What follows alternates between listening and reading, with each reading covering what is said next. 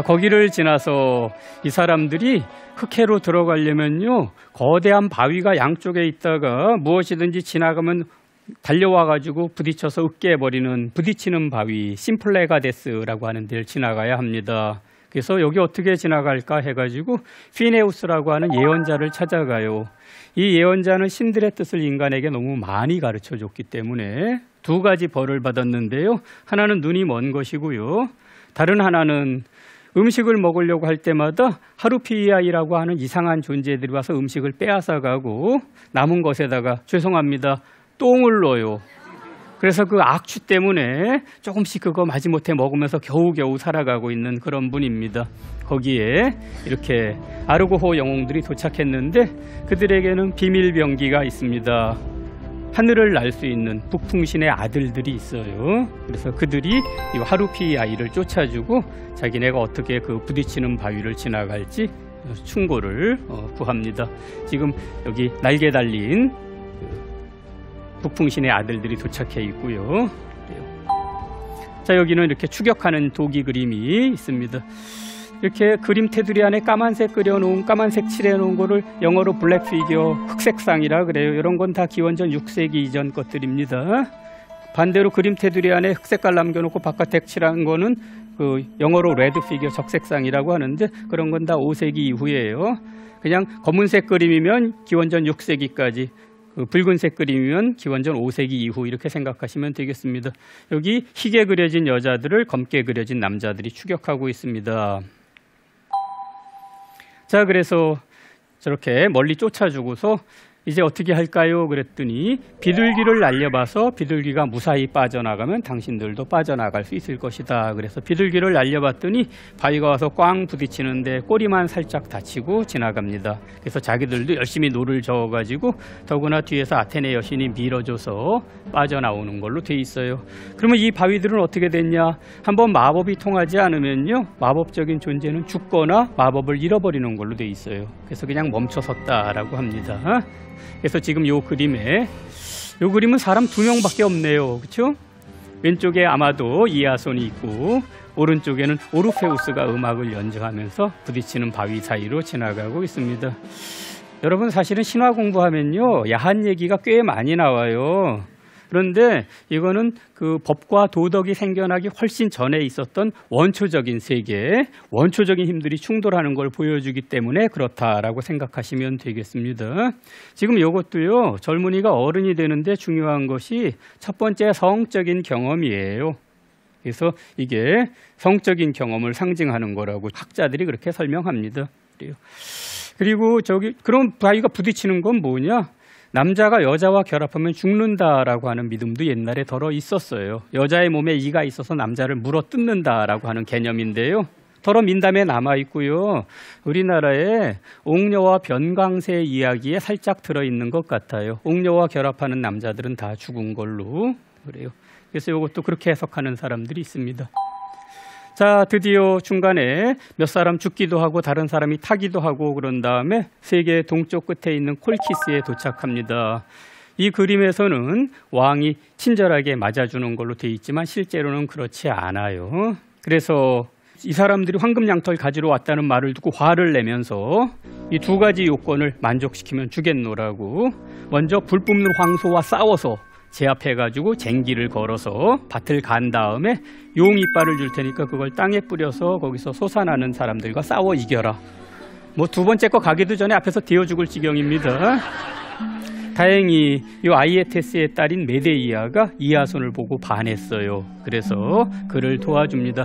약초에 대해서 굉장히 많이 아는 그러한 처녀예요. 그래서 여기 지금 약물을 만들고 있고요. 이아손이 무릎을 다소곳이 모으고서 보고 있네요. 여자에게 주도권이 있는 걸 잘 표현했어요.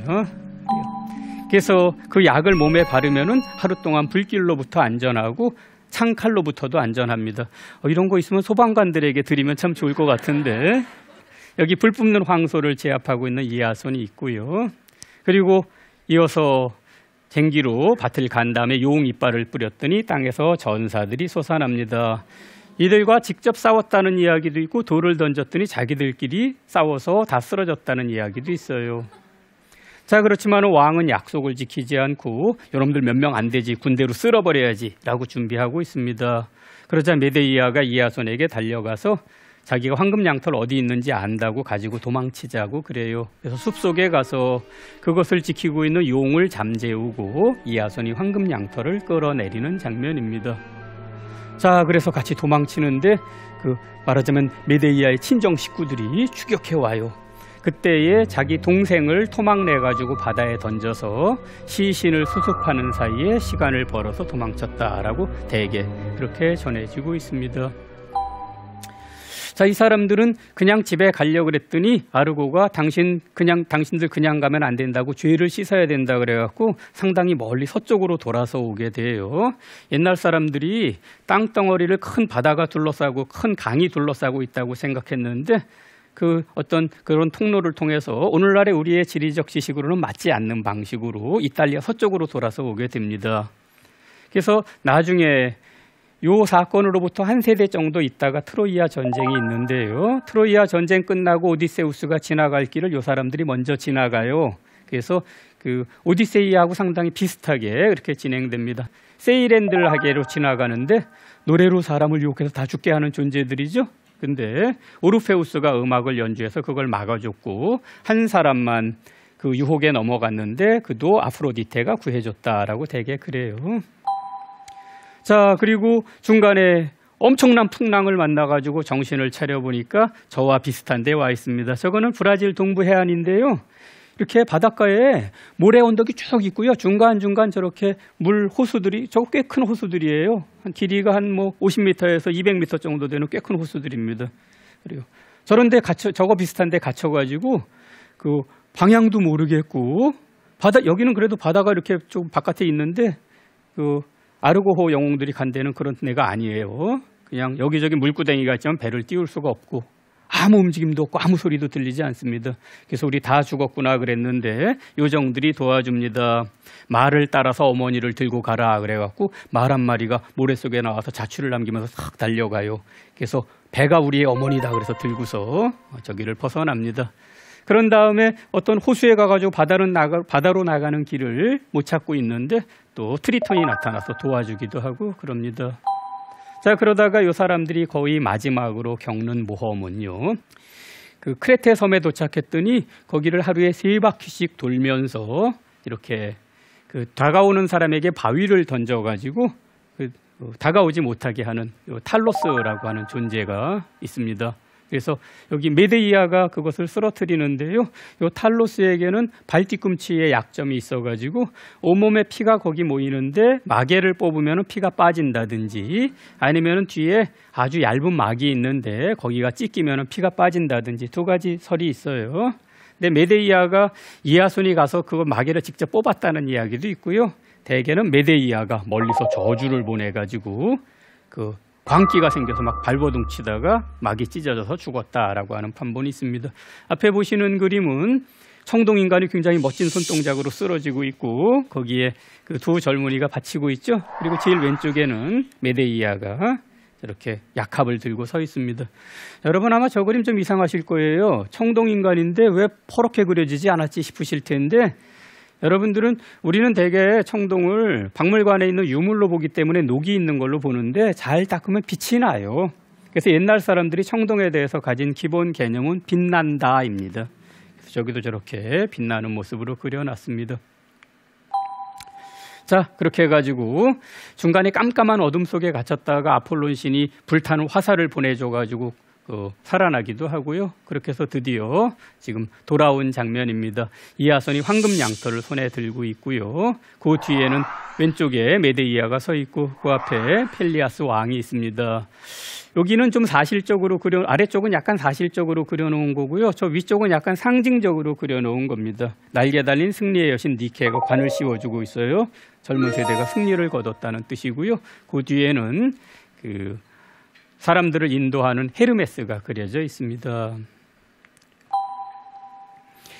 자, 그런데 요 펠리아스 왕은요, 약속한 이 왕권을 주지 않고서 지금 내가 죽을 때까지 조금만 기다리라고, 나 별로 이제 오래 못 사니까 기다리라 그러는데 메데이아가 그걸 참지 못하고 자기 남편을 위해서 계략을 짜요.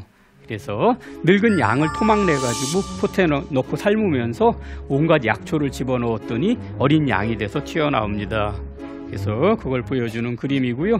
그러자 펠리아스의 딸들도 우리 아버지 좀 젊게 만들어 달라고 그렇게 해가지고 자진해서 아버지를 죽여가지고 저기 집어넣는데 약을 다 주지 않아서 그냥 속절없이 펠리아스 탕이 되고 말았다고 그럽니다. 너무 잔인한가요? 여기 토막살이 얘기가 몇 개 나오죠. 이거 많은 학자들이 샤머니즘 전통이라 그래요. 동아시아에서부터 여기 흑해연안까지 퍼져 있는 샤머니즘 전통에서 어떤 사람이 샤만이 되기 위해서는 자기가 갈갈이 찍혀서 악령에게 먹히는 체험을 하게 되는데 이 지역에 샤머니즘이 없어져가지고 저렇게 범죄 행위로 각색이 됐다라는 것입니다. 자, 사실은 아르고호 이야기는 조금 전에 여러분이 보셨던 그 그림 이렇게 이아손이 황금 양털 가지고 도착하는 장면에서 끝나는데요. 그 뒷이야기가 에우리피데스의 메데이아라는 작품에 남아 있어요. 그래서 그 얘기를 그냥 얼른 조금 하려고 그럽니다. 자, 이아손이 이렇게 조금 전에 메데이아가 왕을 끔찍하게 죽였기 때문에 자기 남편이 왕이 되기는커녕 쫓겨났어요. 그래서 코린토스로 가가지고 이아손 굉장히 잘생긴 사람이에요. 그래서 자신의 미모를 또 이용해서 왕의 사위가 됩니다. 그러자 메데이아가 아버지와 자기 모국을 배신하고 여기 와 있는데 남편에게 버림을 받으니까 복수하려고 그래요. 그래서 아이들을 죽입니다. 여기 지금 아이들을 안고 있고 저기 오른쪽에는 아르고호 영웅들을 상기시키는 저기 배가 그려져 있네요. 그래서 아이들을 죽이려고 하는 메데이아고요. 메데이아는 아이들을 시켜서 새로운 신부에게 선물을 보내가지고 독에 불타서 죽게 만든 다음에 자기가 아이들을 죽이고서 이렇게 할아버지 태양신이 보내준 태양마차를 타고서 도망칩니다. 그래서 여러분들이 메데이아라는 작품을 보고 나면은 이렇게 끝나도 되나 싶으실 텐데 되게 영웅들이 조금 불행하게 되기 때문에 옛날에 이런 얘기들이 좀 많아요. 여기 왼쪽에는 메데이아가 마지막으로 애들 몸에 손이라도 한번 대게 해달라고 부탁하지만 거절당하는 참입니다. 저 메데이아가 떠나버린 다음에 이아손은 어떻게 됐냐? 아르고호 밑에 가서 자다가 아르고호가 갑자기 무너지는 바람에 깔려서 죽었다라고 합니다. 그래서 옛날 영웅들은 되게 불행하게 일생을 마치는데 이 이아손도 그랬어요.